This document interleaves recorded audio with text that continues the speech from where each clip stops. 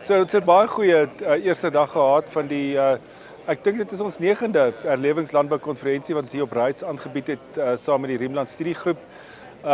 Baie besonderse boerepanele gehad en wat regtig van na vore gekom het is die behoefte vir navorsing, navorsing wat regtig so van bepaal word deur boere se behoeftes.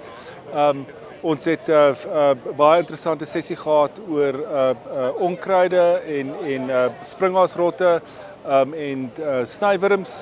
Regtig so van probleme wat boere op die plaas ervaar. Weereens wat uitgekom het is die behoefte vir behoorlike plaasnavorsing om hierdie baie komplekse probleme aan te spreek. Ons het die sessies gehad vanmiddag, die praktiese sessies. Ons kon natuurlik nie op die plase kom weens die back and close hier nie. So ons het net hier so op die skougronde en vanaand gaan ons lekker gesels met Quentin Coetzee. Hy's natuurlik die oud aanbieder van Veldfokus en 50-50.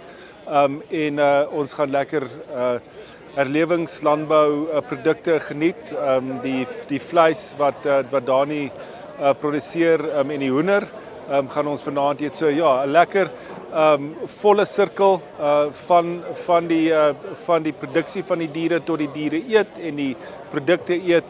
'n wonderlike feestelike atmosfeer wat ons hier so het. Fantastiese eerste dag.